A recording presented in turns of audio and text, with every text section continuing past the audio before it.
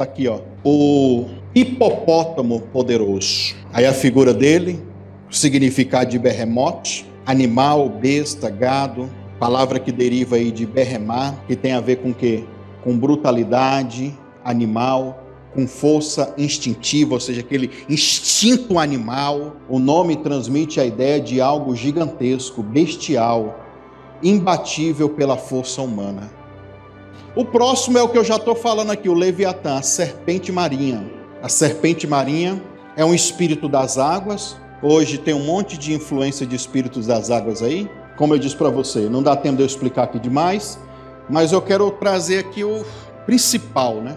Principal.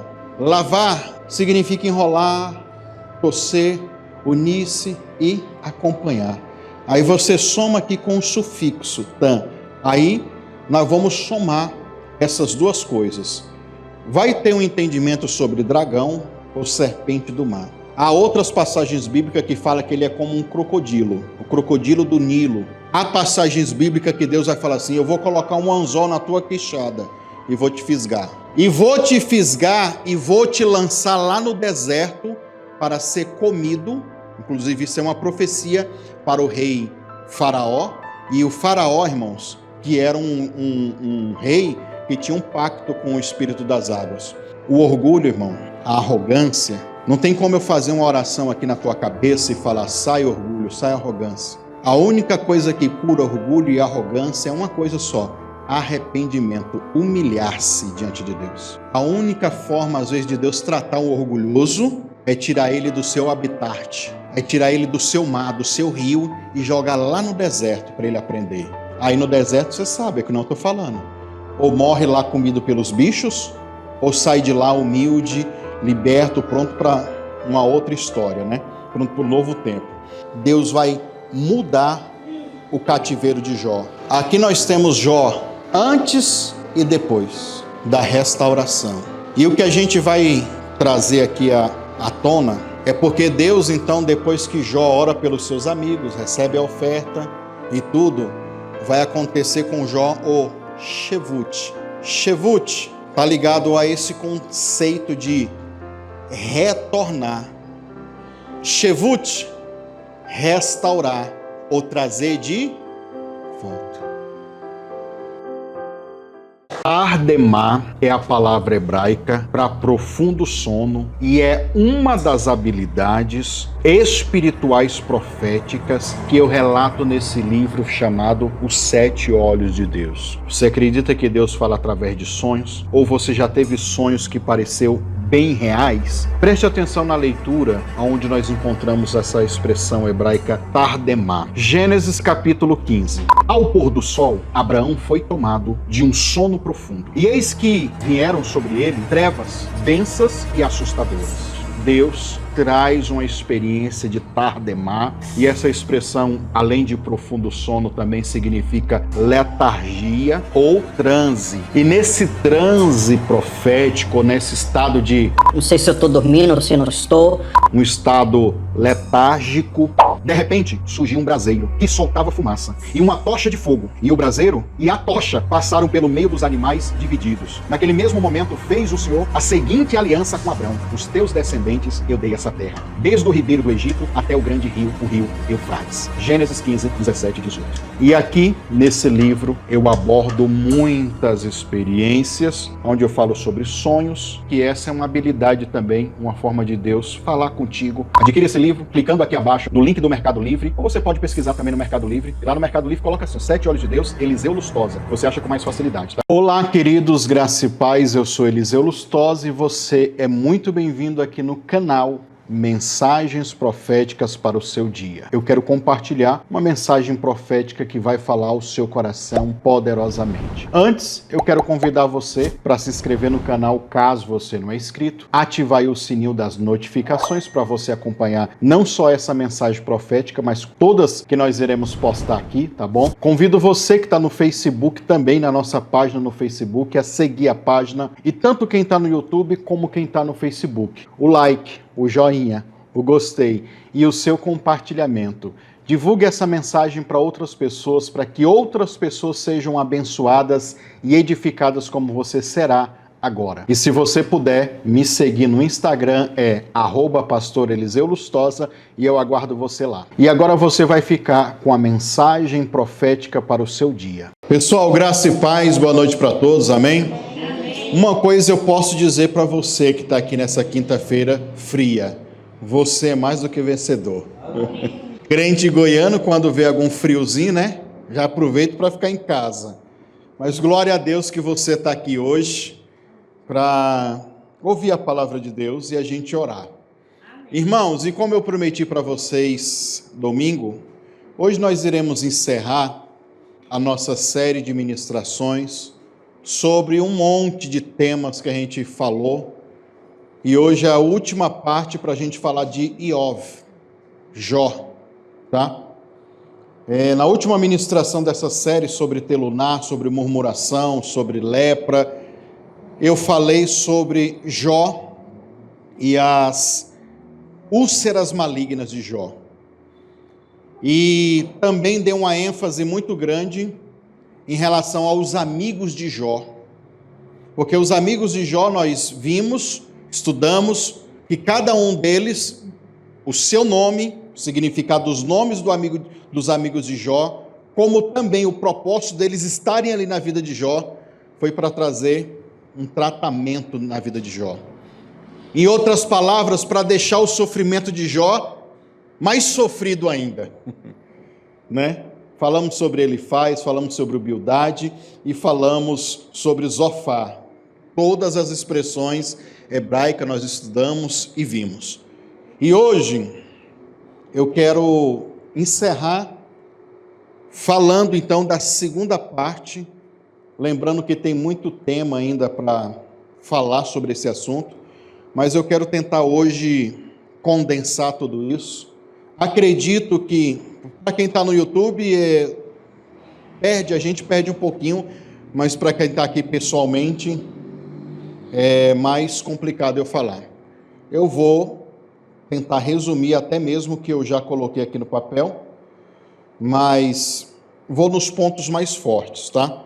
Eu quero convidar você a abrir a sua Bíblia, por favor. Podemos aqui, irmãos, vamos ler apenas um versículo do capítulo de Jó, Jó 40, versículo 8, por favor.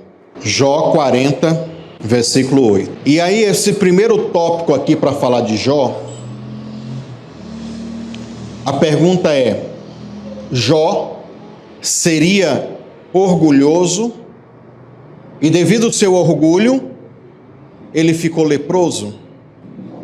É o que a gente vai entender aqui hoje, nesse primeiro ponto aqui. O que a gente vai ver, irmãos, é que Jó, ele carrega um resquício desse orgulho dele.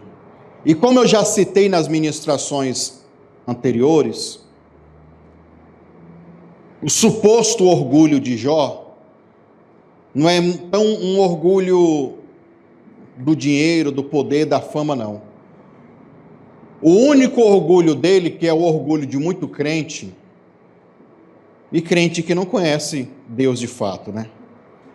É de ser aquele cara exemplar, 100% correto, a ponto de Deus dar testemunho dele, acerca dele. Olha, não tem homem nenhum na terra como Jó. Imagina Deus falando isso acerca de você, como você vai ficar orgulhoso, né? Porém, quando veio a úlcera maligna, ou a lepra dele, se revelou um outro lado de Jó. Um Jó que reclama, um Jó que amaldiçoou o dia que nasceu, um Jó que tudo para ele está ruim. E o que a gente vai entender aqui, olha a introdução, é que Jó, ele tenta se justificar diante de Deus. Ele tenta dizer para Deus assim: olha, eu estou passando por isso, mas eu não merecia passar por isso. E é uma crise para os crentes isso, tá? Porque quem é de nós que podemos ter a justiça de Deus? Ou ser justo como Deus é? Ou achar que algum sofrimento, algum problema que nós estamos passando, não somos merecedores, porque somos santos demais? Porque por essência, nós já nascemos em pecado. Por essência, nós já nascemos carregando, no mínimo, que esse é outro assunto também, mas eu tenho que citar, no mínimo o pecado de Adão nós já carregamos. Eu poderia citar Salmo 51, Davi falando que em pecado a sua mãe lhe concebeu e ele foi formado, gerado em iniquidade. Ou seja, todos nós, irmãos, já nascemos errados, falhos, tendenciosos a pecar. E Jó, ele meio que quer se justificar, tipo assim, eu não mereço isso. Ele não chega a blasfemar, ele não chega a pecar nesse assunto, mas passa perto. Antes de acontecer isso, antes do pior acontecer, Deus se revela para ele. Mas aqui em Jó 40, abre aí, Jó 40, versículo 7. Jó, prepara as imagens aí. Inclusive essa primeira imagem, coloca ela aí, que daí já é o versículo aqui também, que eu vou ler com vocês. Ó, Jó 40, versículos 7 e 8. Isso aqui é quando Deus vem falar com Jó, certo? Diz assim, ó: prepara-te como um ser humano que és. Olha como é que Deus vai tratar ele. Jó, tu acha que tu é quem? Tu é um ser humano qualquer. Tu é um ser humano limitado. Jó, prepara-te como um ser humano que és, e te indagarei, e tu me responderás. Tu me submeterá a juízo? Como, irmão, que tu pode fazer isso com Deus? Submeter a Deus em juízo. Dizer assim, ó, eu estou colocando Deus no banco dos réus, e dizendo que Deus está errado, se eu sou um ser humano com limitações. E esse aqui é só 2 versículozinhos, porque a discussão com Deus aqui, com Jó e Deus aqui é forte. Jó, quando eu criei o mar, determinei a extensão do mar, onde que tu estava, Jó? Quando eu enumerei e dei um nome de cada uma das estrelas, aonde é que você estava, Jó? O negócio é bem pesado, mas eu quero só esse pedacinho aqui, ó. Haverá de condenar-me para te justificar? Olha aí. Haverá de condenar-me para se justificar? Tipo assim, Deus está errado e eu, ser humano pecaminoso, né? Estou certo. Por que isso? Porque Jó, ele tem esse senso, irmão e irmã, de que ele não tem erro, de que ele não tem falha, de que ele é o exemplo, de que ele é o top dos tops, tá? E aí, irmãos, eu anotei aqui no meu esboço, que no primeiro capítulo de Jó, no versículo 1 também, a Bíblia deixa bem claro que Jó, ele era um cara íntegro, mas após o sofrimento ele se defende com veemência, questionando a justiça divina, e chegou a discutir com Deus e justificar a si mesmo. Outras 2 passagens que a gente sempre for ler cada uma, não dá tempo. Mas quem está aqui na igreja hoje, quando eu postar e editar essa palavra aqui, postar para vocês, vocês assistem novamente. Aí vai abrindo cada versículo, que o vídeo você pode parar, tá, essas coisas. Jó capítulo 13, versículo 3, e também no capítulo 23, do versículo 3 ao 5, Jó vai tentar fazer a mesma coisa, se justificar. Ou seja, no fundo, irmão, todos nós somos um pouco de Jó, que é só apertar, é só as dificuldades vir, que a gente já quer encontrar o errado, o culpado e tudo, mas não consegue olhar para dentro de nós. E o pior é que Jó olha para ele e não vê que ele está errado. Ele não vê que ele está errado. Aí sabe o que eu anotei aqui no meu esboço?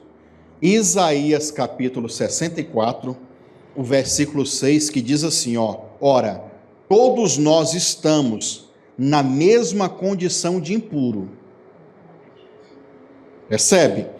Todos os nossos atos de justiça, que achamos que nós estamos fazendo o certo, todos os nossos atos de justiça se tornaram como trapo de imundícia.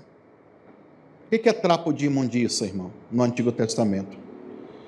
É o absorvente feminino que a mulher usa hoje, que era biblicamente e totalmente contaminado, era uma contaminação. Mulher, quando estava naqueles dias, ela deveria ficar de 7 a 8 dias isolada, sem contato com ninguém, porque ela estava impura. Olha o que Isaías está dizendo, que a nossa justiça pessoal, o que eu acho que é certo, o que eu acho que é correto, da minha cabeça, da minha mente, para Deus, não passa de trapo de imundícia. Olha quanto que é forte isso. Perdemos o viço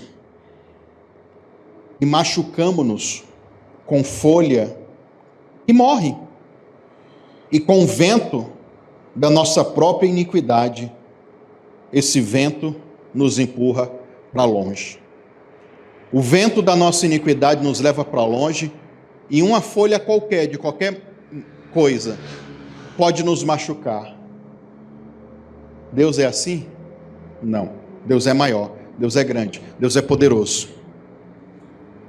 Reconhecer essa pequenez, reconhecer isso, é só para quem realmente é humilde.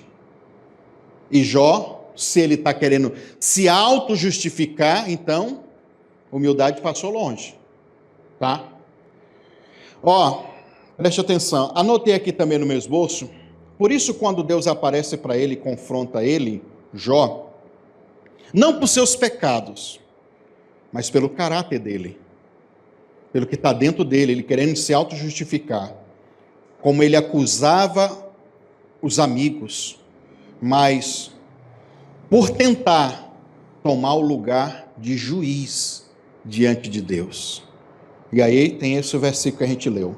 Ou seja, Jó queria entender e se justificar mais do que a se submeter à sabedoria de Deus, aceitar aquilo e saber que Deus ia passar aquela fase dele. Mas é isso. A gente não conhece os planos, os projetos que Deus tem para a nossa vida, né? Aí o que acontece? A gente começa a reclamar, a gente começa a murmurar.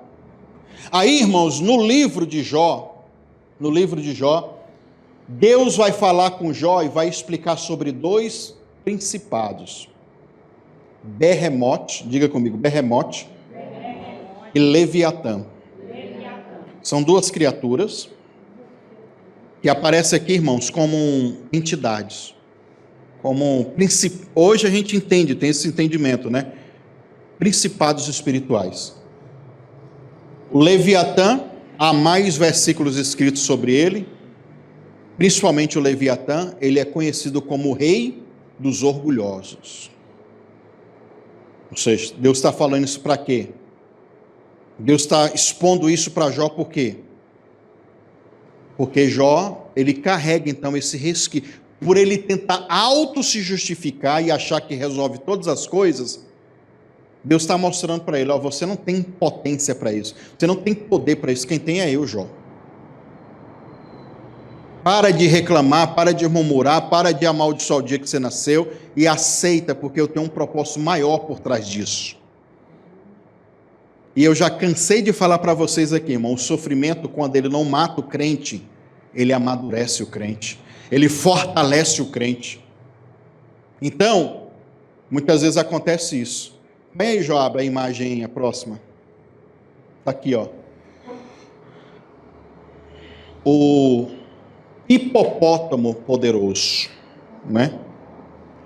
Aí a figura dele, o significado de Behemoth, animal, besta, gado, palavra que deriva aí de Behemá, que tem a ver com o quê? Com brutalidade animal, com força instintiva, ou seja, aquele instinto animal, né? O nome transmite a ideia de algo gigantesco, bestial, imbatível pela força humana. Jó, eu que criei esse bicho aqui, Jó. E esse bicho aqui, Jó, ele não pode ser controlado pelo ser humano. Sabe quem controla ele? Eu controlo ele, Jó. E como é que tu não acha que eu posso controlar a tua vida? Se eu mando nesse bicho, o que é tu perto desse bicho aqui, Jó? Em outras palavras, é isso que Deus quer falar com ele. Tá? Em outras palavras, é isso. Temos aqui, irmãos, um entendimento profético sobre Berremote, e aí junto com Leviatã, aparece eles dois, essas duas figuras aparecem no final do discurso de Deus e Jó, como um símbolo de poder criacional que está além do alcance do controle humano. Profeticamente, Berremote representa as forças naturais terrestres, que parecem caóticas, mas que Deus o domina perfeitamente. Então, o Berremote representa também a figura do poder absoluto. E não só o poder absoluto da natureza, mas também o poder absoluto de Deus, porque foi Deus que criou ele.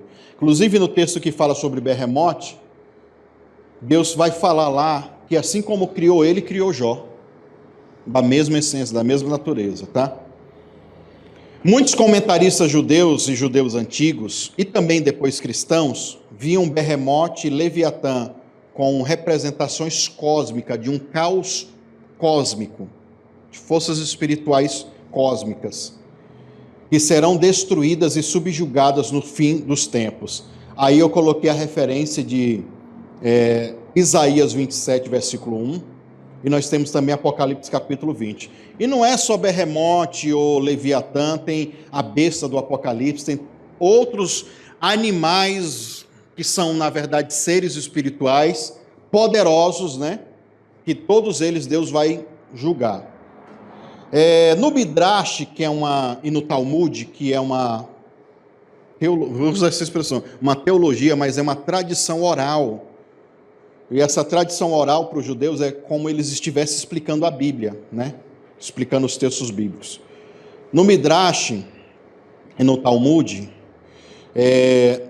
tanto Berremote como Leviatã serão servidos como um banquete para os justos na era messiânica. E quando o judeu fala de era messiânica, é a mesma coisa da gente falar sobre o milênio, teologia do milênio, período que Jesus vai reinar aqui 1000 anos aqui, né?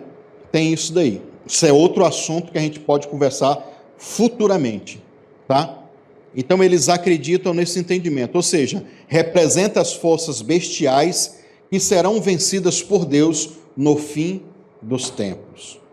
Terceiro entendimento espiritual sobre a criatura Berremote que é a carne indomável, símbolo da natureza bruta, carnal, e é forte, resistente, mas não pode ser domada pelo esforço humano, somente por Deus. E no fundo, essa força abismal, ou esse espírito, essa influência, é o que está dentro de nós, que a gente fala assim, eu queria tanto não pecar, e acabo pecando. O impulso é maior, a força é maior. São coisas que eu e você não conseguimos vencer, mas somente com Deus iremos vencer. Uma outra característica, um outro simbolismo de Berremote é que ele representa também a glória do Criador. Porque em Jó 40:15, que é o que eu citei para você, só não dei a referência, ele é criado da mesma forma que um homem. Ou seja, ambos são criaturas, mas Deus mostra que mesmo mais poderoso do que o animal é o seu servo. Terceira coisa, a força que jaz no mundo natural e que o homem não pode controlar. Quantas coisas o homem não pode controlar? Muitas coisas naturais. Está representado por Berremote. E aí, eu deveria ter uma pregação ou estudo bíblico só para falar de Berremote e de Leviatã. Mas eu estou dando aqui uma palhinha para você e citando para você pegar. Jó é confrontado com a verdade de que há coisas além da sua compreensão e da sua justiça. E que a sua única resposta para a humanidade é: confia no Criador. Ou seja, quando você enfrenta berremote na sua vida, aí você pode colocar: será que o sofrimento de Jó era controlado por berremote? Não sei. Eu só sei que como Deus controla essa criatura, controla o sofrimento de Jó, e controla a vida de Jó, e controla qualquer situação caótica. Essa é a expressão profética que Deus quer passar para Jó. Jó, esse sofrimento aí que você está passando, essa doença, essa úlcera aí, está com nada, meu irmão. Essa úlcera maligna que tu está dizendo que está morrendo, eu domino uma criatura que é muito mais poderosa. Eu posso dominar essa situação na sua vida. Glória a Deus, né, irmãos? Temos aqui também, berremote é uma figura instintiva, inclusive plural de berremar, que é usada no substantivo superlativo, que traz o entendimento dele ser a besta das bestas. Ou seja, ele é tão forte que como ele se fosse... Como a gente tem aqui nos dias de hoje o rei leão, né? O leão é o rei dos animais. Então, berremote é como se fosse essa criatura. A mais bestial, a mais violenta, a mais agressiva de todas. E Deus está falando para Jó: eu controlo ela e também consigo controlar essa doença, essa enfermidade, esse problema que você está vivendo. A besta das bestas, a mais imponente de todas as criaturas terrestres. Vem a próxima imagem, ó. Eu vou acelerar, tá, irmão? Tem muita coisa aqui, eu só vou citar. O próximo é o que eu já estou falando aqui, o Leviatã, a serpente marinha. Tá? A serpente marinha é um espírito das águas.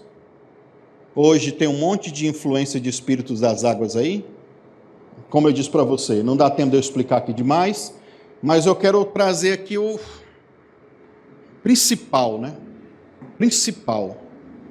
Lavar, que essa palavra Leviatã, o termo aqui, lavar, significa enrolar, torcer, unir-se e acompanhar. Aí você soma aqui com o sufixo, tan. Aí nós vamos somar essas duas coisas. Vai ter um entendimento sobre dragão ou serpente do mar. Tem até num país da Europa, eu acho, nos Estados Unidos, que tem um monstro do Lago Ness, né?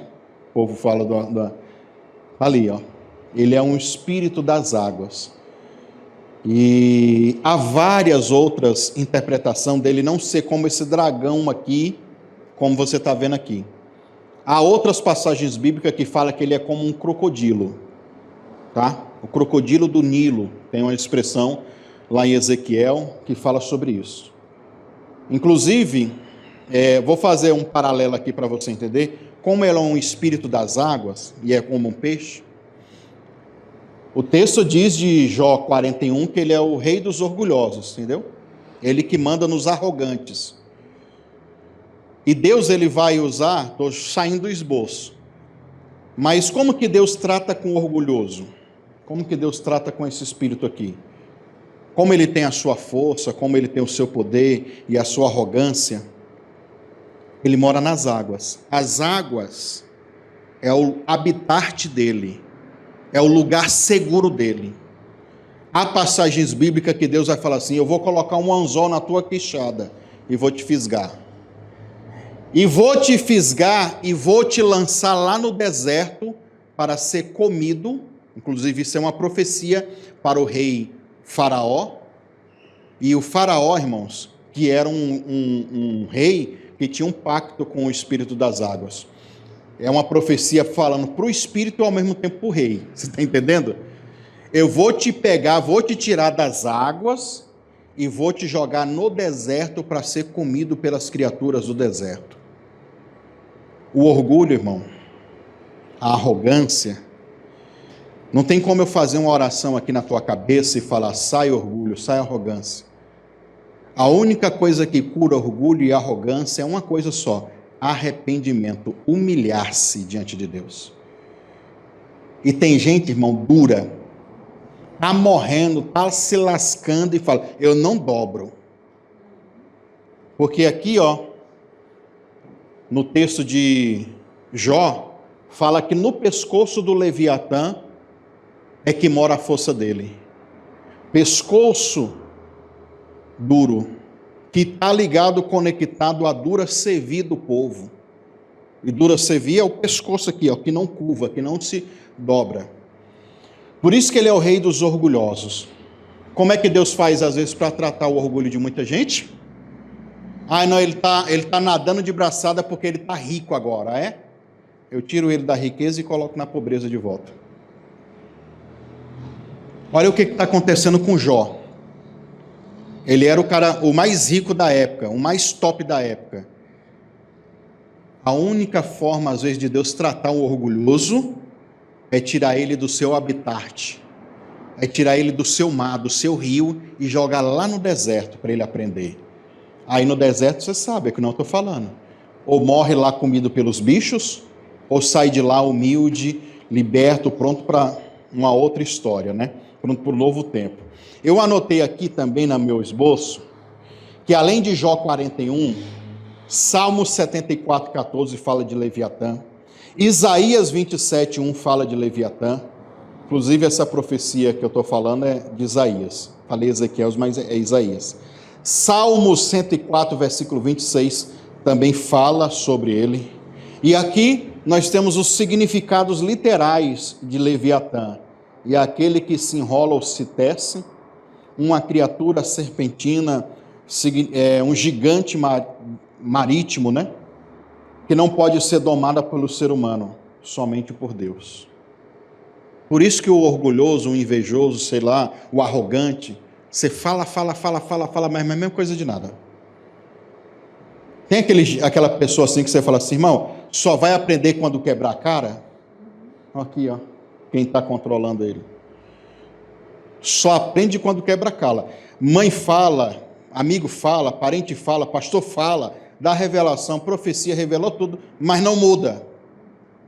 Tem que quebrar a cara. Para ver se ainda aprende. Tem casos que não. É terrível. Eu anotei aqui que uma das representações proféticas de Leviatã, o Leviatã é mais do que um animal. Ele representa a força caótica, satânica e apocalíptica. Inclusive, essa imagem, essa figura, é invocada ou adorada em alguns meios ou algumas religiões satanistas, tá? O Leviatã aparece. Feitiçaria, bruxaria, um monte de coisa, aparece o tal do Leviatã. Ele é uma encarnação do mal caótico. No texto profético e apocalíptico também. Em Jó 41, nós temos Leviatã sendo descrito, e Deus descreve ele como uma criatura invencível e intocada pelo ser humano. Quem pode, aí o texto diz assim, quem pode abrir as portas do seu rosto, em redor dos seus dentes há terror. Jó 41, 14. No Salmo 74, 14, diz assim, tu esmagarás as cabeças do Leviatã. E aqui em Salmo 74, nós temos aqui Leviatã dito como várias cabeças, e cabeça sempre é controle, domínio, governo, ou seja, ele atua em várias áreas, associado com uma entidade demoníaca e mitológica vencida por Deus. E em Isaías diz assim, naquele dia o Senhor castigará com a sua dura espada o Leviatã, a serpente veloz, o dragão do mar. Então, nestes textos aqui representa o quê? Uma força caótica, um poder opressor que será destruído por Deus no fim do tempo. O Talmud, de novo, e o Midrash, representa o Leviatã como no início do mundo. Deus criou ele no início do mundo, ensinou coisas para ele, mas o matou. Matou a fêmea para que ele não viesse se reproduzir. No fim dos tempos, Leviatã será morto e a sua carne será servida aos justos e a pele será usada para cobrir a tenda dos santos. Isso é que a tradição judaica, o Talmud e o Midrash vão falar.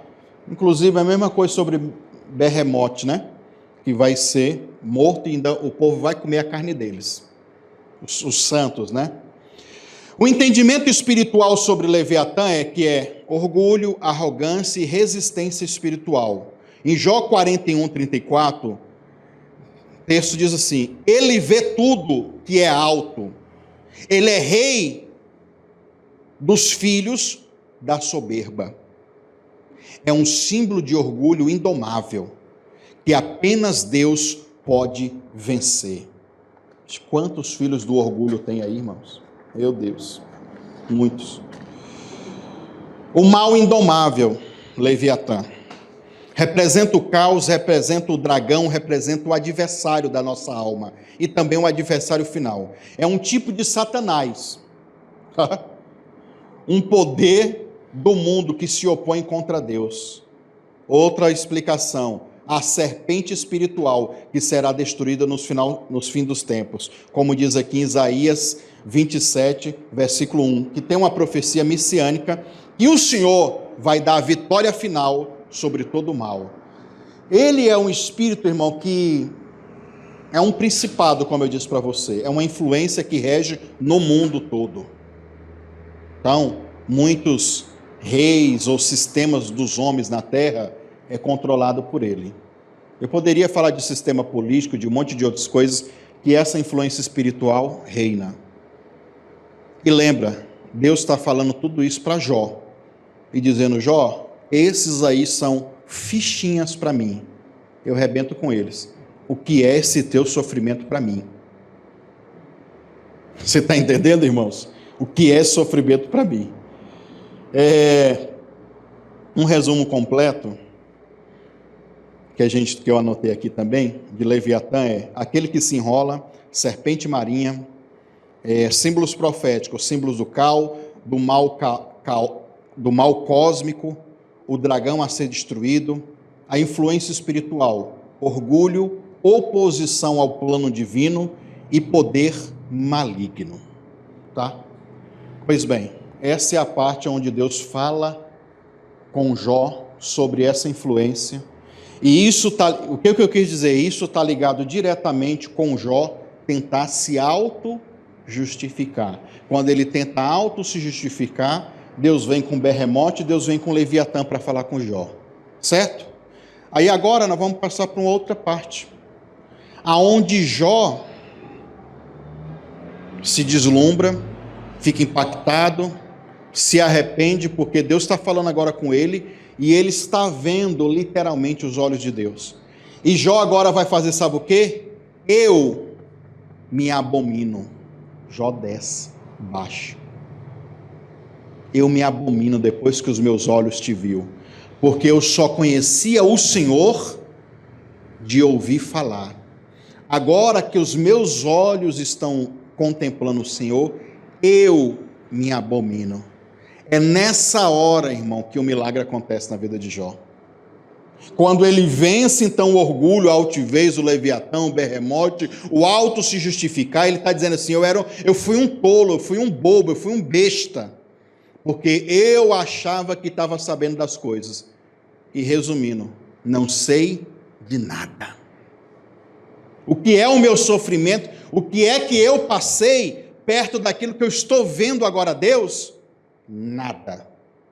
Aí começa o ciclo de restauração e restituição na vida de Jó.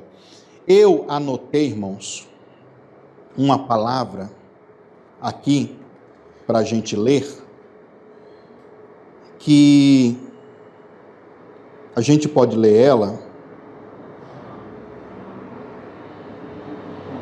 em Jó. Job, põe aí na tela aí o Jó, eu não anotei aqui no meu esboço. Jó 42, 10. Acho que é isso mesmo, 10. Eu anotei até o 9, deixa eu ver se eu anotei o 10 aqui mais para frente. Põe aí.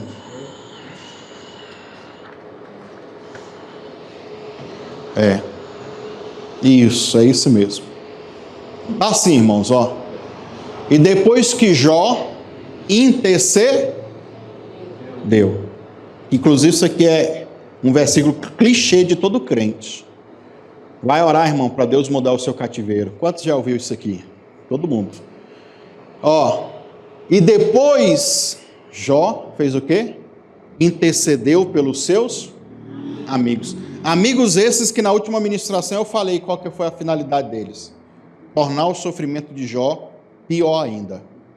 Aí Jó, olha o coração dele.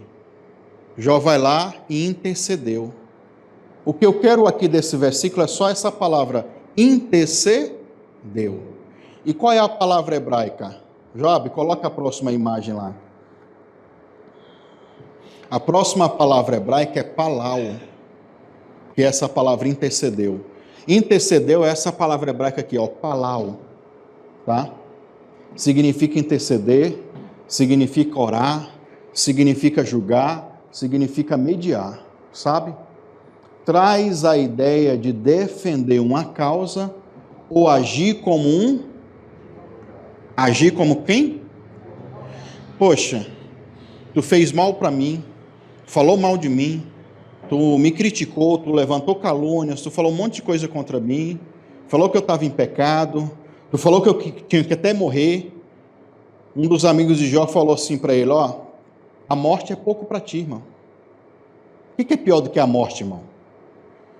Hoje a gente tem um entendimento que Jesus disse, ó, não tenha medo do homem que pode te matar, mas tenha medo daquele que pode te matar e ainda jogar a tua alma no inferno. O que é pior do que a morte física? É a segunda morte, é ir para o inferno. E um dos amigos de Jó falou isso para ele. Aí agora Jó vai fazer o quê? No mundo espiritual, diante de Deus, defender esse amigo. Porque o texto vai dizer que Deus se irritou, se irou com eles, porque eles estavam levantando calúnia contra ele. Poxa, o meu sofrimento já está tão terrível, eu já estou me lascando, e os caras ainda vêm aqui para agravar, para piorar a minha situação. Quantos de nós não estamos passando, às vezes, crises assim? Ao invés de vir alguém para me ajudar, de estender a mão, de falar, olha, vou orar por ti, vou te ajudar. Não. Vem para acabar, vem para terminar de matar, para dar o tiro de misericórdia. Aqui, ó, intercedeu. Então a palavra é palau. E eu coloquei aqui, ó, que a oração de Jó para eles vai ser como uma oração judicial. Eu tenho até uma mensagem, uma pregação que eu falo sobre essa palavra aqui e coloco ela em várias outras passagens bíblicas, que é interceder. Uma intercessão que a gente se torna um advogado. Existe um nível de intercessão que você se torna advogado. Ó, eu estou orando aqui, pastor, por meu filho. Meu filho é um drogado, meu filho está na prostituição, meu filho está isso, só fazendo coisa errada. E eu estou levando ele na corte espiritual e falando para Deus, Deus, ele é um sem vergonha, um pecador, isso, aquilo, outro, mas, por favor, liberta ele, muda ele, faz isso com ele. Você se torna o quê? Um advogado da pessoa, que é o mesmo papel do que Cristo faz e fez por nós, defender a nossa causa. Então, o intercessor, ele é essa pessoa que pode defender a causa do outro.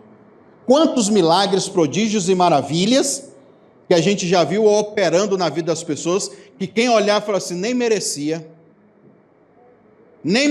essa bênção, mas tu não sabe que quem orou não foi ele, quem apresentou foi um intercessor que agiu nas cortes espirituais como um advogado, como um palau, e Deus queria sentar a lenha nos amigos de Jó, e aí Jó vai lá e intercede, e age, vai lá com justiça e cancela aquilo sobre a vida daqueles homens.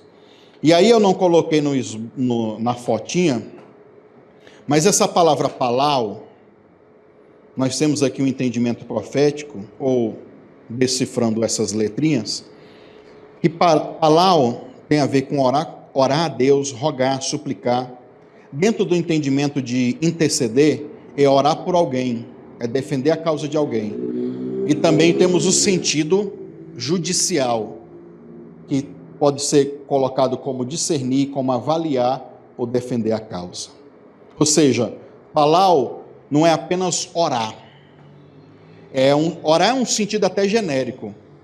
Palau implica em uma oração judicial, ponderada, muitas vezes intercessória, aonde se reconhece a própria posição e a necessidade que os outros também têm. Olha a importância da gente orar, e não só por nós, orar também por alguém, certo? Aí, Jó 42, 7. Abra a sua Bíblia aí. Jó 42, 7. Você vê que eu investi, né? Falei primeiro de palau. Porque agora eu quero mostrar para vocês aqui que Jó, ele foi esse advogado dos seus amigos, que para mim é inimigos, né? Os caras dizem. Mas tá bom. Jó, ele vai ser um sacerdote profético para aqueles homens. Porque Jó deve receber as ofertas deles e apresentar essas ofertas diante de Deus, para que a punição que Deus queria fazer na vida deles não aconteça. Aí nós temos aqui, Jó 42, do versículo 7 ao 9, que diz assim, logo depois que o Senhor disse essas palavras a Jó, declarou também a Elifaz. Lembra de Elifaz, né? Eu expliquei para vocês aí.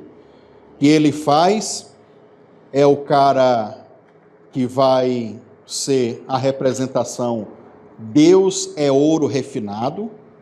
Inclusive a imagem eu não coloquei no esboço, eu esqueci. E até esqueci de mandar aí para o Joab também. Esqueci de colocar na programação. Mas eu criei essa imagem também, esqueci de renderizar ela lá, para apresentar aqui para vocês, tá? Mas preste atenção, irmãos. O texto diz assim, o Elifaz, o temanita. Eis que estou. Olha o que Deus vai falar com Elifaz e com os outros dois amigos dele. Eis que estou indignado contigo e com os teus dois amigos, pois não falastes a verdade sobre a minha pessoa, como fez o meu servo Jó. Portanto, levai agora mesmo 7 novilhos e 7 carneiros ao meu servo Jó, e mediante eles oferecei um holocausto, sacrifício de elevação, que eu já cansei de falar para vocês sobre a palavra olá, sacrifício de elevação, totalmente queimado pelo vosso pecado. Aí, irmãos, põe a próxima imagem aí, João.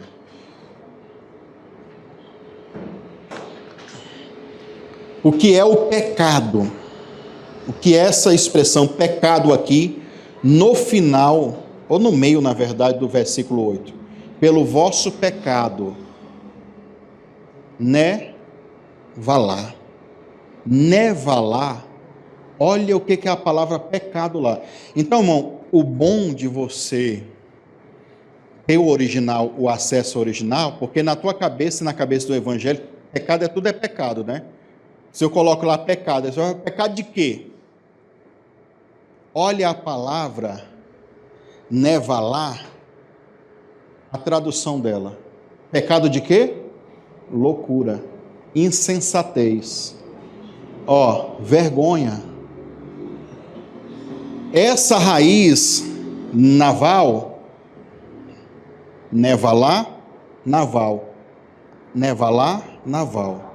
Olha a raiz, o que significa? Tornar-se um tolo, insensato, uma pessoa vil, ou alguém que desonra, desonrado.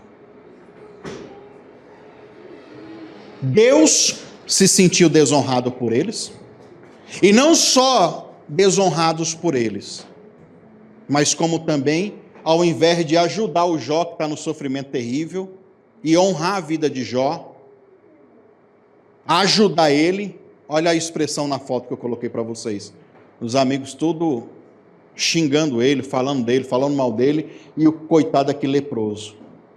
Isso daqui levou eles a ter que sacrificar, para eles não serem castigados por Deus.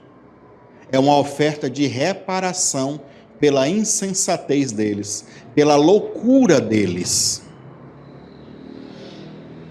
Olha, irmãos, eu sei que a teologia cristã, ela, na sua maioria, e algumas pessoas têm resistência hoje, de pegar uma oferta e retribuir no mundo espiritual, retribuir diante de Deus, um erro, um pecado, uma falha que ele cometeu diante de Deus ou com uma pessoa. Eu sei que eu falando isso, para muitos teólogos falam, mas isso é heresia, porque Jesus já cumpriu tudo. Não é. Isso até hoje vale no mundo espiritual. O que Jesus faz e o que Jesus fez na cruz do Calvário foi fixar isso, foi determinar que nós temos o direito. Mas se nós pegarmos essa mensagem aqui agora que eu estou falando, do pecado da insensatez, e tentar retribuir alguém, o impacto tanto para você, como para alguém que vai ser restituído, não vai ser muito maior? Porque hoje na teologia da graça ou da hipergraça, da gracinha, que eu chamo de gracinha, tá? Eu vou, xingo alguém, defraudo alguém, roubo alguém e vou lá diante de Deus e Deus me perdoa. Aí na minha cabeça, então, Deus passou uma borracha e eu não devo mais nada. E a pessoa que ficou prejudicada? E a pessoa que ficou lesionada pelo seu palavrão, pelo seu xingamento, pela sua trapaça, pelo seu roubo e assim sucessivamente? Deus, ele gera isso para justamente gerar, para os homens que vai levar a oferta para Jó, vergonha, arrependimento e mudar e não mais fazer aquilo. Porque quem é que não sabe que a impunidade, aqui no Brasil, nós estamos no Brasil, não há lugar melhor de falar disso.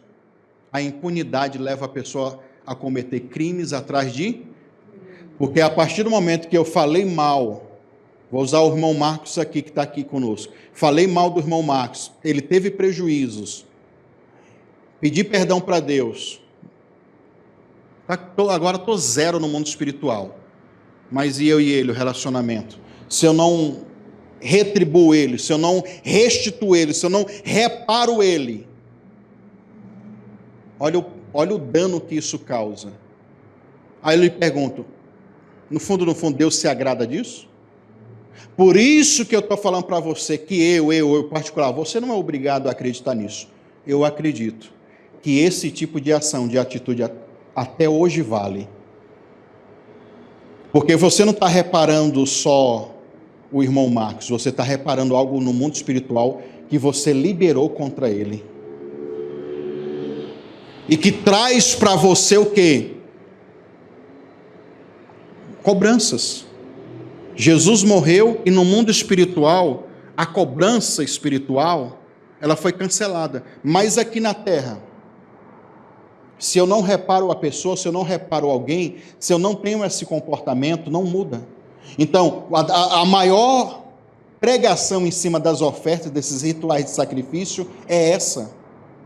Eu falei aqui para vocês nessa série sobre os animais, e vou falar aqui de outros aqui também, que são esses animais aqui, é matar o animal de dentro de nós. Porque no dia que então eu defraudo, eu engano, eu prejudico o irmão Marcos, só que agora vão me cobrar, eu vou ter que pagar, na próxima vez eu vou pensar 1001 vezes se eu vou cometer esse crime novamente, se eu vou fazer esse erro novamente, porque eu sei que se eu fizer eu vou ser cobrado.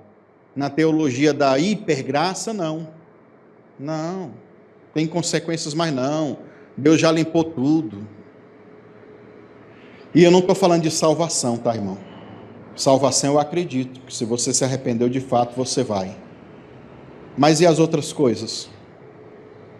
Então quer dizer que eu posso então sair fazendo fia após de fia com várias mulheres, posso pegar uma Kombi enferrujada, atropelar umas 3 velhinhas na rua e está tudo bom, eu só peço perdão, não, reparei no mundo espiritual e está tudo bom, é assim? Se não tem algo que me cobra, que vai doer em mim, que no mínimo eu vou ter que passar vergonha agora para pedir perdão ao Jó, se eu não tenho agora que reparar ou me retratar, porque Deus pagou por mim, como é que faz? Então eu acredito nas duas coisas. Eu acredito que esse tipo de oferta até hoje vale, que vai trazer uma restauração, e acredito no que Jesus fez também. Acredito nas duas coisas ao mesmo tempo. Porque é isso que Jesus vai dizer em Mateus capítulo 5. Porque ele disse que a Torá, a palavra, os mandamentos não vão passar, até que céus e terra passem. Ou seja, isso aqui continua valendo. A reparação. Olha, os pecados de loucura, insensatez. E quantas vezes a gente tomou isso, fez isso, desenvolveu isso? Então, aqui a palavra, tá? Eu vou ler aqui agora o versículo 8 ainda, volta no versículo 8 aí, Job, põe aí também, põe na tela para o pessoal ler também. Eu parei aqui, ó, um sacrifício de elevação totalmente queimado pelo vosso pecado. Olha o que vai acontecer, o meu servo Jó intercederá por vós, e eu, olha aqui, irmão, Deus fala, e eu aceitarei. Volto de novo ao irmão Marcos. Você vai retribuir o Jó, no meu caso eu vou retribuir ao irmão Marcos, e depois que eu fizer isso, aí Deus aceita no mundo espiritual. Porque não adianta nada eu me resolver só com Deus, você está entendendo? Se eu não me resolver com ele. O que Jesus diz sobre a oferta? Se você tem algo contra o seu irmão, deixa a oferta aqui. Vai lá, se resolva com ele, depois volta. Depois eu aceito a oferta. Só que nós não temos essa prática. Só que nós não temos esse entendimento. Não queremos levar esse entendimento porque achamos que é obsoleto. Não, Jesus já resolveu tudo, pede perdão para ele e tal. Como se Deus, ele agora ficasse encarregado. Eu cometi um crime, sou condenado. Não, Deus vai me perdoar, eu não vou para a cadeia? Não, irmão. O pecado tem a consequência. E a consequência do pecado, ela é resolvida aqui na terra agora, porque você pecou na terra. Então você resolve aqui na terra agora com esse problema de relacionamento entre as pessoas. E isso dá um assunto para uma outra pregação, tá? Que é polêmico. Eu já sei que tem gente que fica já oriçado. Ó, eu então aceitarei a oração. Aí, Jó, aí nós vamos voltar na palavra palau. Aí, Jó, eu vou defender, aí eu vou aceitar a tua defesa com os teus amigos. Depois que eles fizerem isso, faz a oferta, faz o sacrifício, depois eu perdoo eles. Eu aceito a oração deles, aceito a tua defesa, mas primeiro vocês se resolvam aí. Porque no mundo espiritual é fácil de resolver, não disse aqui para você, Jesus me perdoe no mundo espiritual, pá. O problema é pessoas que ficaram feridas, que estão lá, ó, liberando palavras e colocando você no mundo espiritual. Ah, mas ele me defraudou, ele me fez isso, tu acha que isso não volta contra ti? Volta, irmão. E volta muito, tá? Então, eu aceitarei a oração dele em vosso favor, e não vos retribuirei segundo a vossa culpa e falta de juízo. Aqui nós temos, já falei nessa série de ministrações sobre a palavra acham, que é o pecado de culpa, ou a palavra acham significa reparação.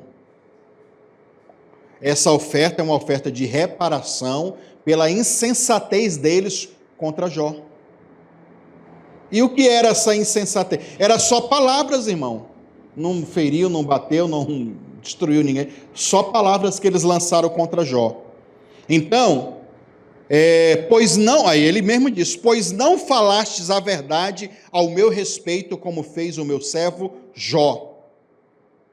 Versículo 9, então ele faz de Temá e os seus amigos Bildade e Suá e Zofá, de Maadá Maadat, fizeram tudo quanto o Eterno lhe havia ordenado. E o Eterno aceitou o holocausto queimado por Jó e a oração pelos seus amigos. Sabe por quê? Aí eu poderia entrar em outro assunto, mas já vou só citar uma expressão. Sabe por quê que muitas vezes a nossa oração não é respondida? O apóstolo Tiago vai falar sobre isso. Ele vai dizer, porque as vossas inclinações da alma estão erradas. E aqui eu acrescento. Muitas vezes Deus não responde porque você tem coisas no mundo espiritual contra você, que precisam ser reparadas, que precisam ser restauradas. Tu está aqui às vezes, acontece isso muito, está aqui às vezes, intercedendo e pedindo a Deus para Deus entrar com justiça numa causa, e do outro lado você também age com injustiça. Muitas orações não são ouvidas e não são aceitas por Deus por causa desse nosso coração, irmão. E como eu estou dizendo para você, dentro dessa hipergraça que é pregada agora, piora. Não era para piorar, mas para algumas pessoas piora, porque agora eu posso fazer o mal de propósito e sabendo que Deus vai me perdoar, porque eu não preciso restituir, não preciso pagar nada, não preciso fazer nada em troca, e para mim isso é bobeira.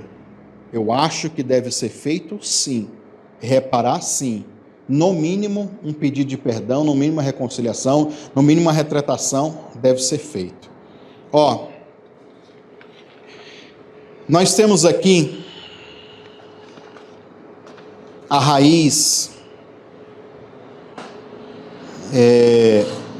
dessa palavra, eu anotei aqui que a raiz dessa palavra faz-se lembrar de um homem chamado Nabal, que inclusive nós lemos aqui Naval, que é a raiz semântica de Nevalar. Nabal, a tradução desse nome, que é o marido de Abigail, que Davi tomou Abigail dele, o significado do nome desse homem é insensato, ou em algumas traduções mais simples, bobo, tolo. 1 Samuel 25 fala sobre esse homem, que ele era um tolo. E por ele ser tolo, insensato, a mulher que era Abigail era uma mulher prudente, ágil. Inclusive foi isso que fez Davi se apaixonar por ela, porque era uma mulher que resolvia. Nabal, ele iria ser morto, e a mulher foi lá diante de Davi, ela teve que ir lá, e olha, não faz isso, meu marido é um bobo, é um tolo e tal, não mata a gente. E por causa disso, o tolo não morreu, mas perdeu a mulher. E também eu não estou defendendo Davi, para mim ele está erradíssimo aí. Mas isso é outro assunto também, tá? Vamos lá. Põe a próxima imagem aí, Job. Olha ele faz lá, todo triste, ó. Que agora vai ter que desembolsar. E é dinheiro, viu, irmão? Naquela época era dinheiro. Cada um desses animais aqui, pensa no dinheiro. 7 novilhos, que são os bois jovens, e cordeiros. Imagina isso. No bolso ia doer. Ou seja, se no meu bolso vai doer, eu vou pensar 1001 vezes antes de falar mal de alguém, de danificar alguém, de agir com loucura contra alguém. E é para ele não ficar impedido no mundo espiritual e nem ficar ruim a relação dele com Jó. Então, por que Deus pede 7? Essa é a pergunta, tá? O significado aqui então do 7 você está cansado de ouvir, saber. A palavra 7, que é a palavra Shevá no hebraico, significa plenitude, perfeição, ciclo completo, tem até a ver com a perfeição espiritual e também consagração. 7 liga ao Shabá, ao descanso, a fazer cessar. Então a oferta deles, olha, liga com Shabá. Shabá significa fazer cessar. A oferta deles iria cessar no mundo espiritual o castigo que Deus tinha para eles. O mal que viria sobre a vida deles, a oferta iria mostrar esse arrependimento, e o arrependimento subia diante de Deus, e Deus então não iria permitir que o castigo viesse sobre eles. Por isso que no caso deles deveria ser 7, porque o 7 também tem a ver com o perdão pleno, que iria também ser materializado ou, sei lá, internalizado na alma de cada um dos amigos de Jó, como um perdão verdadeiro, um perdão completo. Porque não adianta eu trazer os 7 animais e estou com raiva ainda. Eu já preguei isso várias vezes para você. O altar externo está aqui. Imagina que essa cadeirinha aqui, esse banquinho, é o altar. Não adianta eu colocar a oferta no altar, a oferta está completa, não, eu trouxe aqui os 7 animais e no meu coração não ter resolvido. O altar externo tem que estar ligado ao meu altar interno, porque senão Deus não recebe. Então, olha a carinha dele de triste, de vergonha, de desprezo, porque agora vai ter que desembolsar tudo isso. Eu anotei aqui, que o 7 tem a ver com 7 dias da criação, o ciclo completo do mundo, tem a ver com as 7 semanas até Shavuot, ou seja, até o Pentecoste, da Páscoa ao Pentecoste, tá? Tem a ver com 7 dias da purificação, inclusive nós falamos da purificação do leproso, e não só do leproso, tem outras purificações, e poderíamos falar aqui dos 7 braços da menorá, dos 7 Espíritos de Deus, dos 7, mano, tem tantos 7, ficaria 7, 7, 7 aqui sem parar.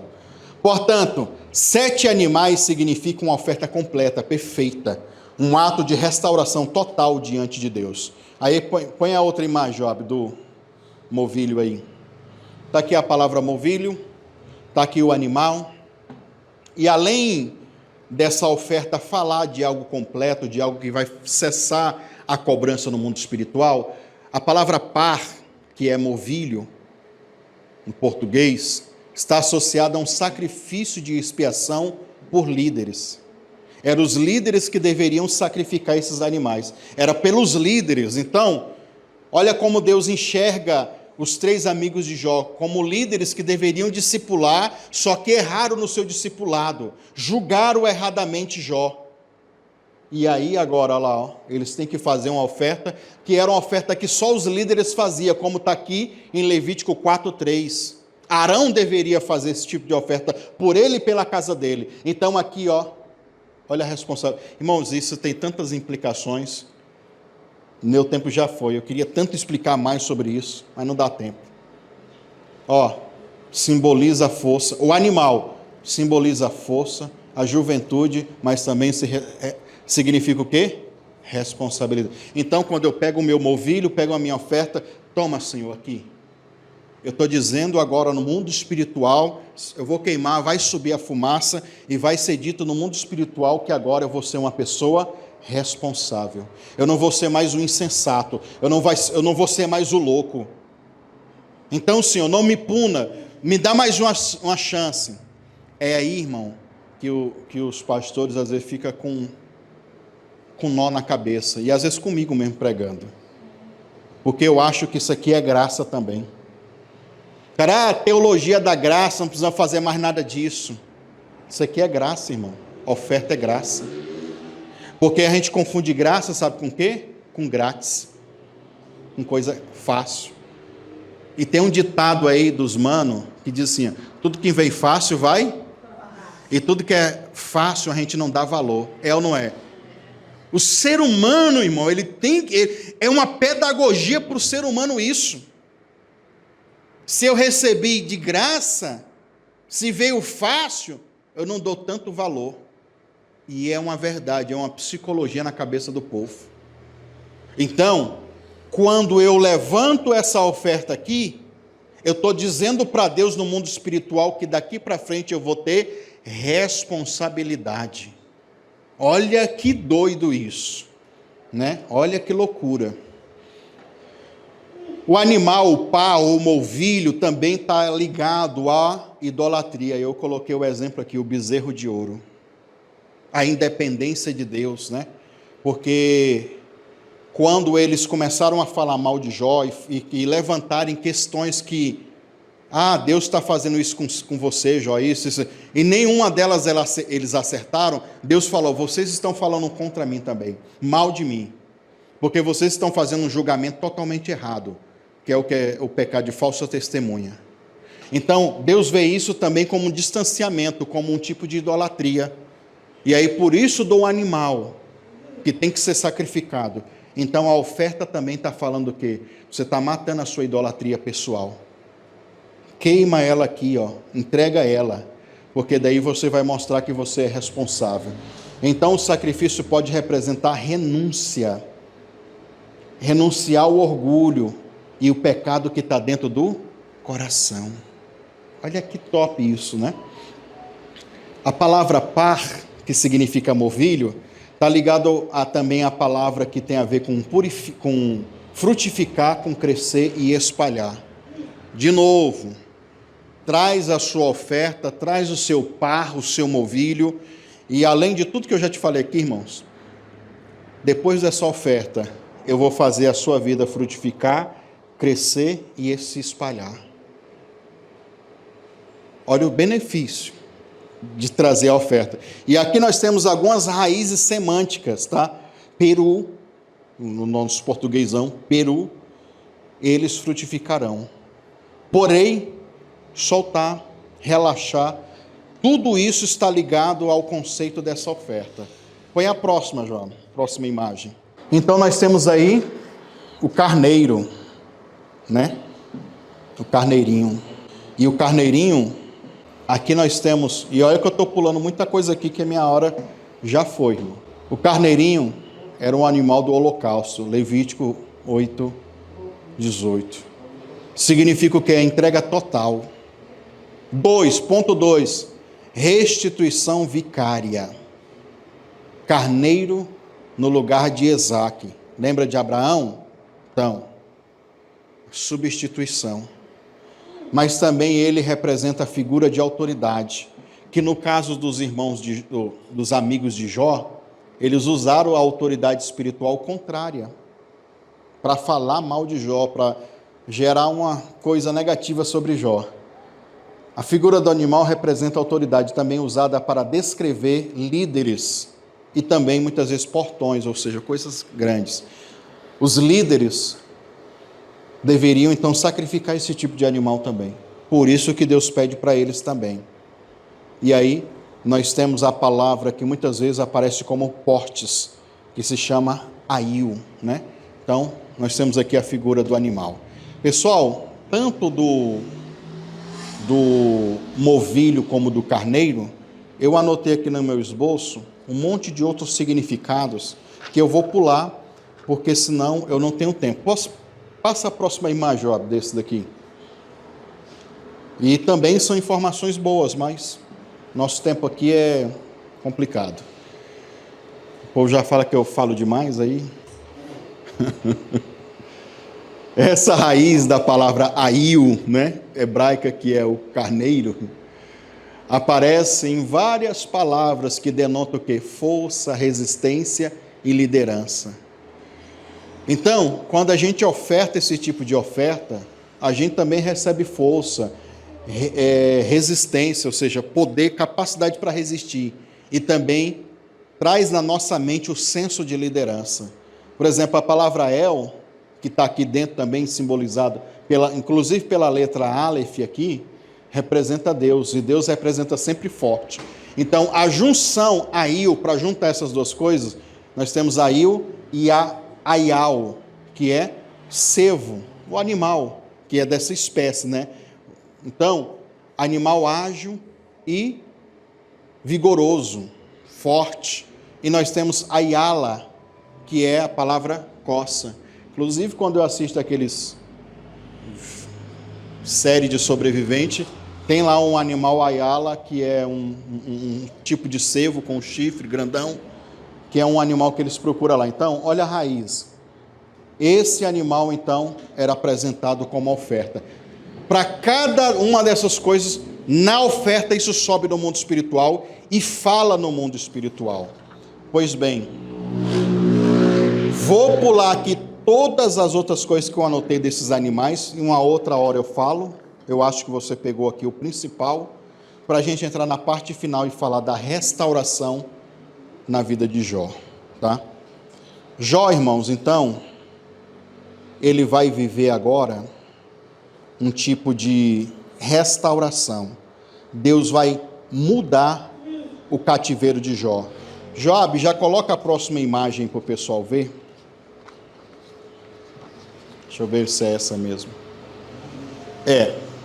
Aqui nós temos Jó antes e depois da restauração. E o que a gente vai trazer aqui à tona é porque Deus, então, depois que Jó ora pelos seus amigos, recebe a oferta e tudo, vai acontecer com Jó o Shevut. Shevut está ligado a esse conceito de retornar. Shevut, restaurar ou trazer de volta. Jó vai viver esse Shevut, essa mudança. E eu profetizo na vida de vocês também, que Deus vai fazer um Shevut na vida de vocês. Olha esse Shevut aqui, olha o antes e o depois.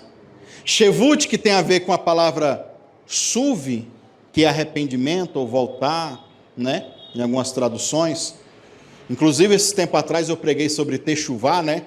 Que também tem a ver, que é o arrependimento, é a volta, voltar para casa. E aí nós temos uma derivação também de Shevut, Shevit, tá? Que tem a ver com o cativeiro, com a condição de perda, a aflição, ou estado que a pessoa está num infortúnio, num vale, no deserto. Então, todas as conexões. Então, o Shevut é sair justamente do cativeiro, porque Deus mudou o cativeiro tirou ele do cativeiro. E que cativeiro era esse? Era uma prisão. Cativeiro é prisão, irmão. Uma prisão de doença, de enfermidade, de problema financeiro, de problema de todas as espécies que você pensar. Então Deus fez o quê? Um Shevut na vida de Jó. E eu coloquei aqui várias anotações, vou explicar aqui um pouquinho para vocês, para não passar batido e você receber mais ainda. Nesse Shevut, nós temos aqui também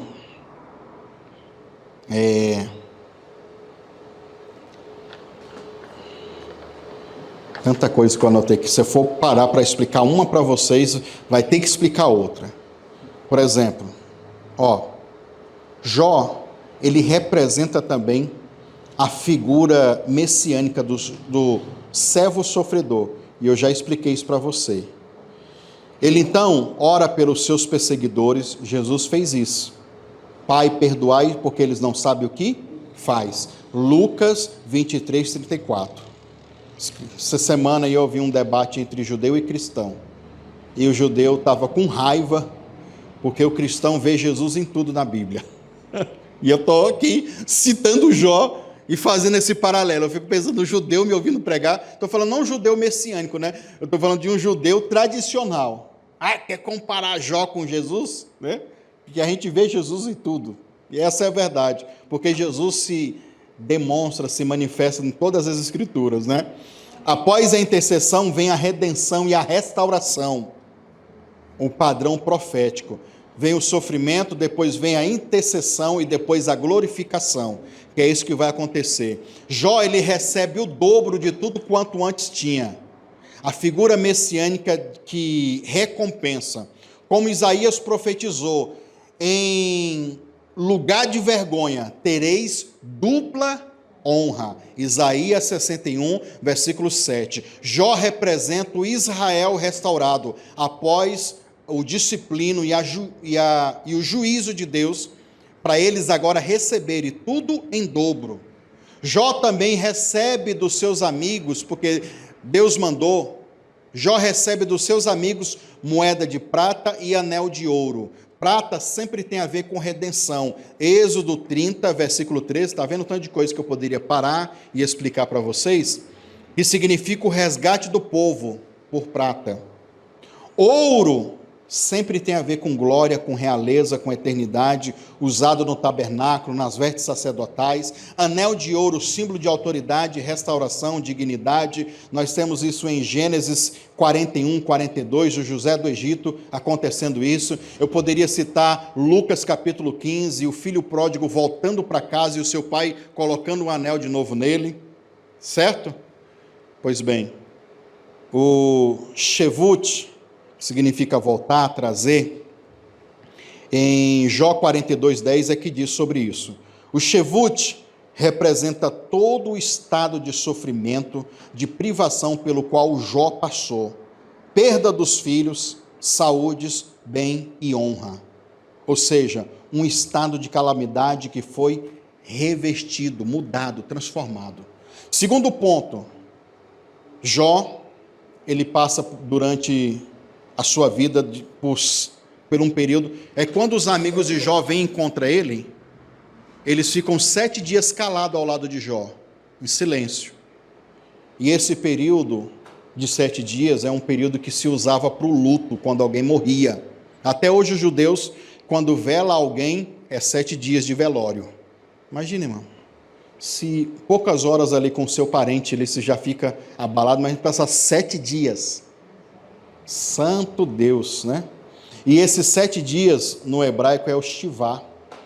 Shivá, que da mesma raiz que a gente está falando aqui de Shevut, Shivá então é os 7 dias que a gente passa de sofrimento e chorando por alguém.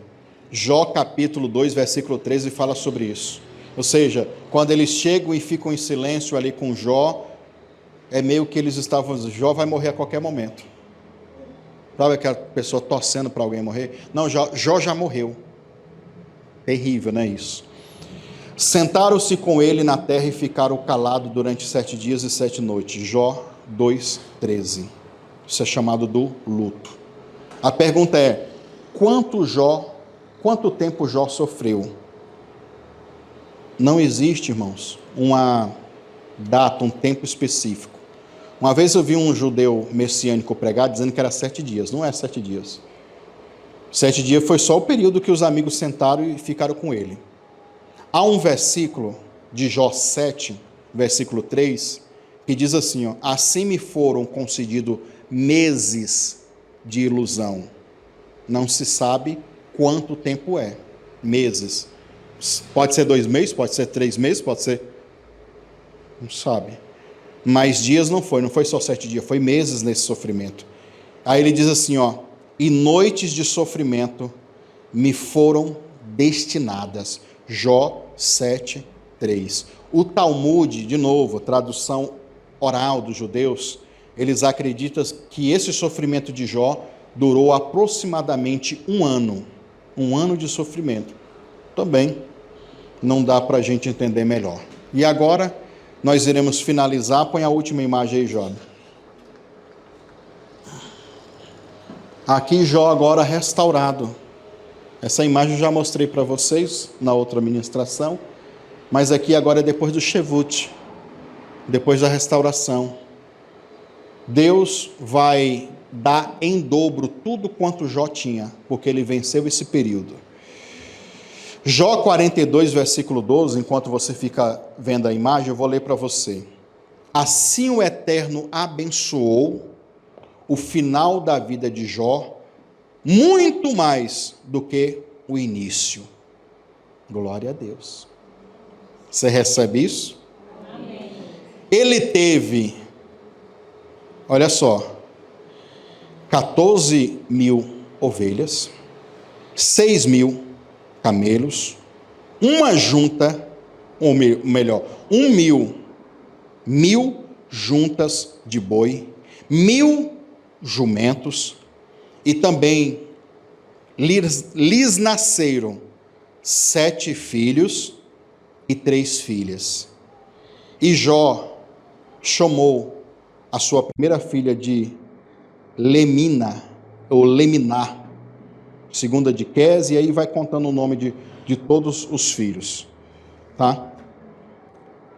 E Jó, versículo 15, e em toda aquela terra não se encontraram jovens mais lindas do que as filhas de Jó. e o seu pai a repartiu generosamente a herança entre elas e os seus irmãos.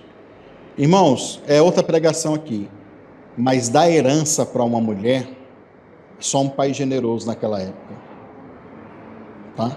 Só um pai generoso. Jó deu a herança para elas mesmo antes de morrer.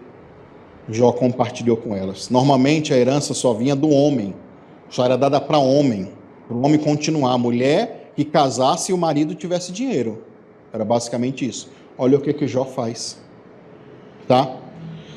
Versículo 16. Depois de todos esses eventos, Jó ainda viveu 140 anos.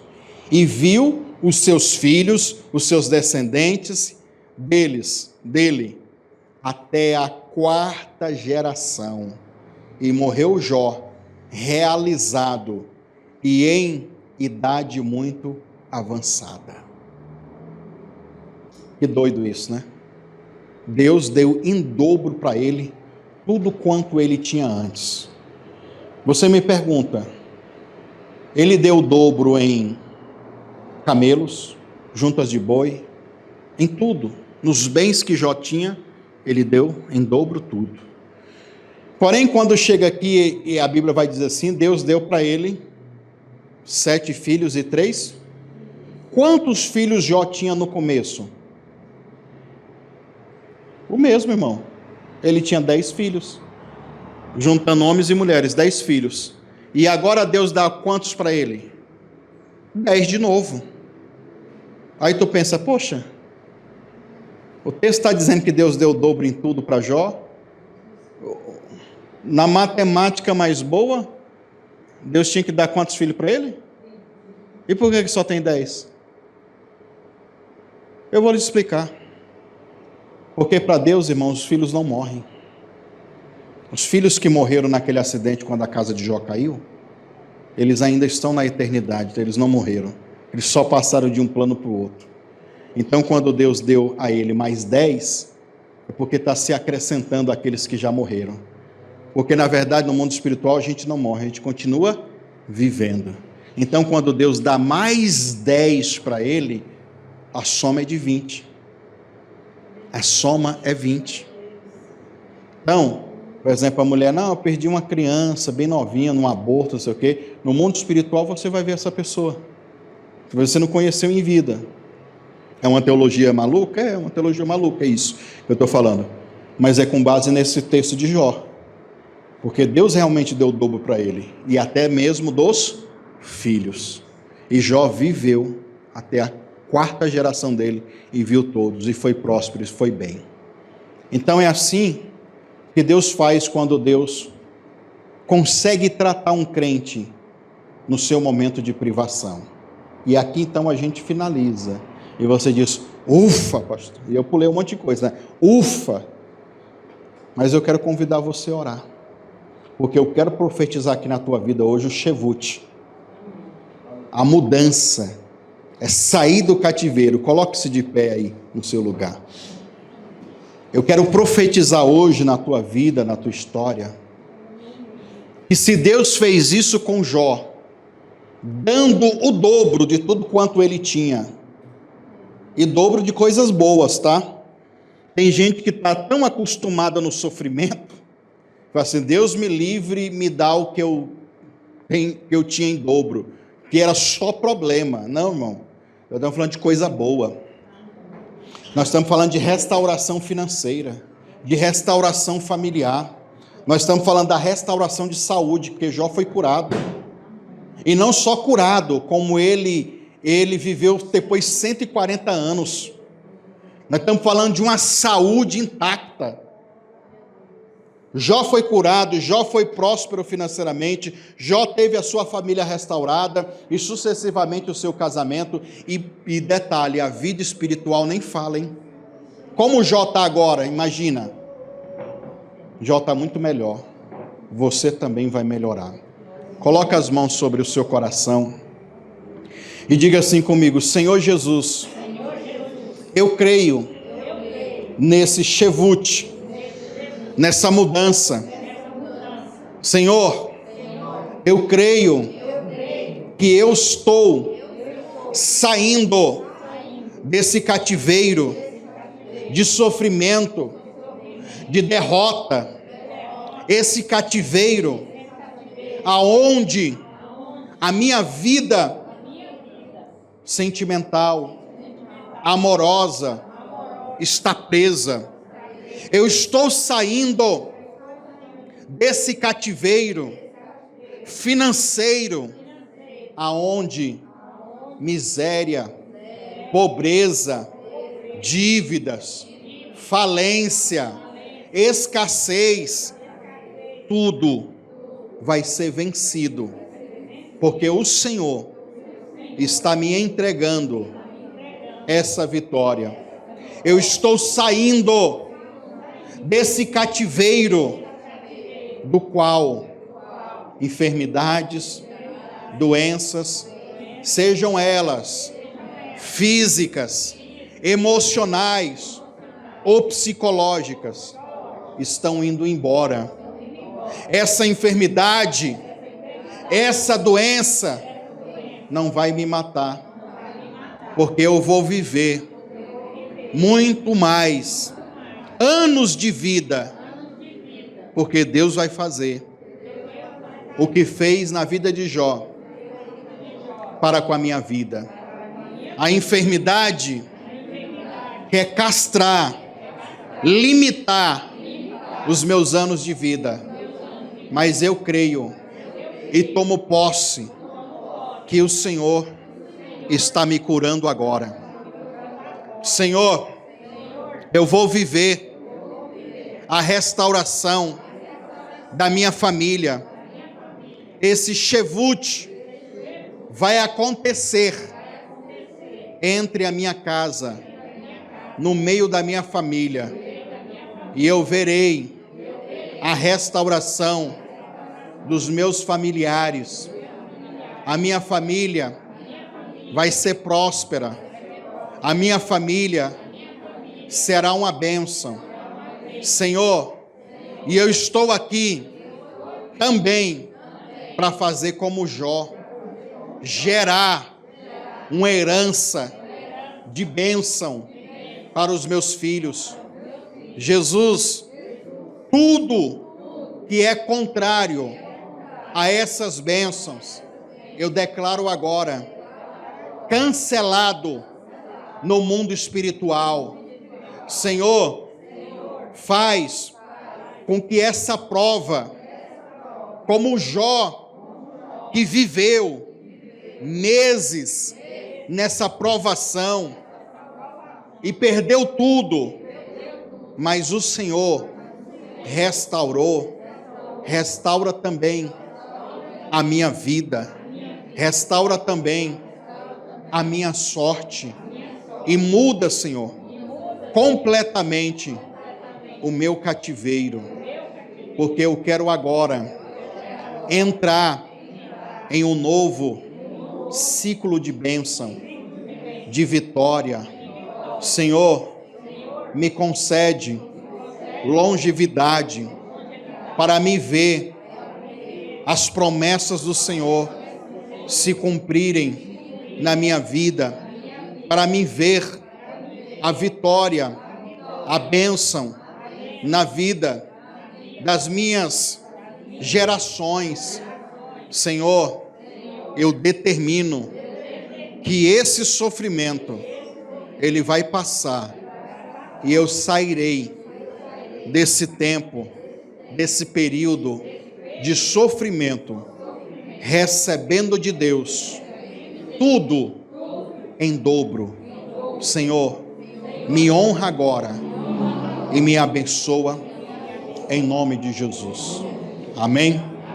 Eu vou orar por vocês junto com a Cleise, mas antes de orar, eu deixo um recado aqui para vocês da igreja e para quem vai acompanhar, está acompanhando a série e a campanha de oração também. Olha a importância que a tua oferta, o teu voto nessa campanha tem. Se Deus fez tudo isso na vida de Jó, e eu expliquei aqui por alto, não deu tempo de eu aprofundar mais nas ofertas, porque a questão da oferta, irmão, é muito mais do que dinheiro. Oferta não é dinheiro, oferta é a sua vida, o seu coração. É o que você quer que fale no mundo espiritual. Não adianta eu trazer o dinheiro, ou depositar o dinheiro, ou dar a oferta e não ter propósito. Tudo tem que ter um propósito. Faça a sua oferta e peça a Deus. Se quiser reassistir todas as pregações de novo, faz isso antes de você fazer a sua oferta. Veja onde Deus vai falar com você. Veja onde Deus vai instruir você. Para que propósito você vai colocar a oferta, para que foco, para que objetivo. Eu dei para vocês aqui nessas 8 ministrações, ou para quem está no YouTube, 8 vídeos de pregação, de estudos aprofundados, para você, no final, discernir aonde você quer canalizar essa oferta. Sua vida amorosa, seu casamento, finanças. Jó é o exemplo do cara que Deus restaurou tudo. E Jó, eu falei no primeiro estudo bíblico sobre Jó, ele levantava-se todos os dias e fazia ofertas. E isso trouxe para ele um memorial, algo no mundo espiritual muito forte. Discirna, fale com Deus, e assim depois faça a sua oferta, porque Deus também vai fazer cessar no mundo espiritual. Aumenta o som aí, Joabe, e estenda as mãos vocês, que eu vou orar por vocês aí, ungindo vocês. Vem, amor, vamos orar. Show, cara, mandará falar. Adore a Ele, fale com Ele.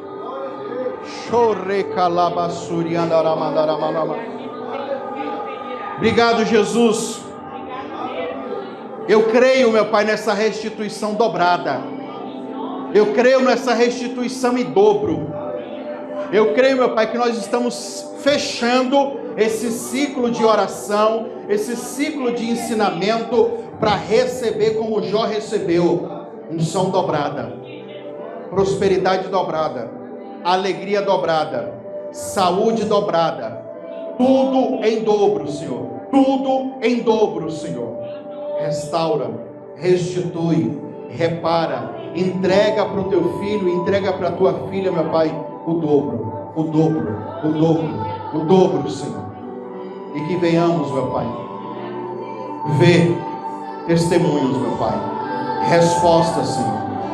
E que no nome de Jesus, meu Pai, os céus possam estar abertos. Abra os céus, meu Pai. Abra os céus, meu Pai, sobre a vida de cada um dos teus filhos, meu Pai. Honra eles, meu Pai. Honra eles, Pai. Tudo que eles estão te pedindo agora, Senhor. Abençoa, Pai. Coloca a tua mão poderosa e libera a tua bênção. Libera o teu milagre, Senhor. Em nome do Senhor Jesus, Pai. E eu creio, Senhor, na resposta do Senhor. Eu creio, meu Pai, no milagre do Senhor. Diga assim: eu recebo, eu tomo posse dessa unção dobrada na minha vida, em todas as áreas. Eu recebo essa unção dobrada. O meu sofrimento passou, e a partir de hoje, o Senhor, o meu Deus, vai reparar e restituir na minha vida tudo que eu perdi de bênçãos. Ele vai restituir em dobro, em nome de Jesus. Amém? Dê uma salva de palmas para Jesus. Senta 2 minutinhos, nós já vamos finalizar. Em nome de Jesus. Amém, Miguel? Recebeu? Amém? Eu vou convidar vocês para ofertar, e logo após vocês ofertarem, a gente vai finalizar o culto. E lembrando que domingo a gente está aí, tá? Independente do friozinho, nós estamos aí, viu, irmão? O tanto de gente que diz para mim que ia vir para o culto hoje e não veio. Esfriou aí o povo, né? Não, vou tomar chocolate quente. Vou tomar caldo hoje, vou para a igreja não, né? Vou tomar sopa. Mas amém, você é mais do que vencedor, porque você está aqui hoje para buscar o Senhor, né? E eu precisava fechar esse ciclo, essa série de ministrações. E graças a Deus. Pode vir para cá, Amanda. Gente, a Amanda está aqui com QR Code, tem envelope também. tá? Quem quiser ofertar com QR Code, tem maquininha aí também, fica à vontade. Enquanto isso, eu vou orando por você agora. Senhor, recebe, Pai, cada uma dessas ofertas como um cheiro de suavidade, como um sacrifício agradável a Ti. A Tua palavra diz, Pai, em 2 Coríntios, no capítulo 9, no versículo 10, que o Senhor é quem dá semente para o que semeia. Pode ser que alguém aqui hoje, Pai, não tenha condições de dar uma oferta, porque não tem essa semente disponível. Senhor, mas se a Tua palavra diz que o Senhor é quem dá, abre as portas para essa pessoa, para que na próxima oportunidade essa pessoa tenha condição de ofertar, porque há um propósito muito grande em ofertar, há um propósito muito grande em semear, porque a semente, Pai, nós plantamos agora, e futuramente ela vai dar frutos.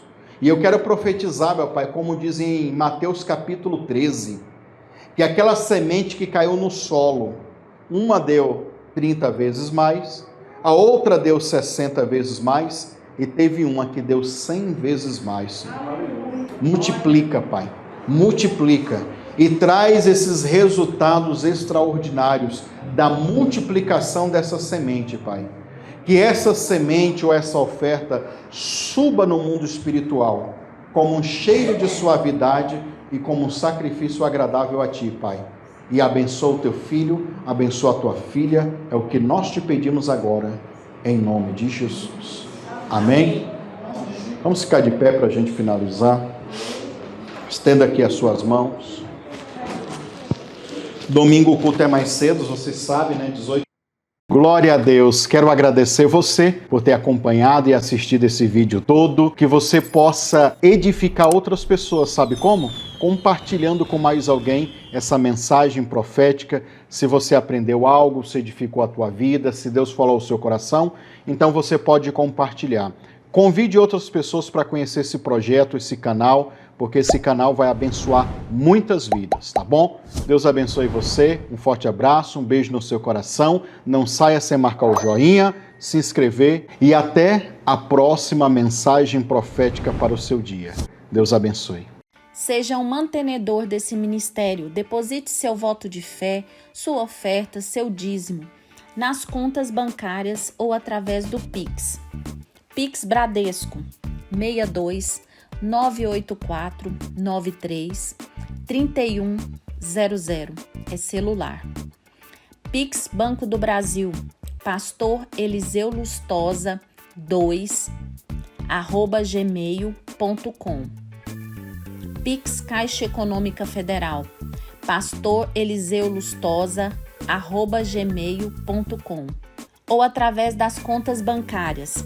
Banco Bradesco, agência 3756, conta corrente 86390, dígito 4. Banco do Brasil, agência 3656, dígito 0, conta corrente 30384, dígito 4. Em nome do Eliseu Lustosa da Silva. Conta da Caixa Econômica Federal, agência 1009, conta corrente 36760, dígito 5. Conta poupança da Caixa Econômica Federal, agência 1009, conta poupança 73442, dígito 3. E se você quiser fazer pelo PayPal, é pastoreliseuLustosa@gmail.com. E se você que mora fora do país, você pode estar enviando pelo Western Union, pode estar enviando o comprovante no WhatsApp 5562 984 93 3100. Desde já, agradecemos a sua contribuição e que Deus te abençoe.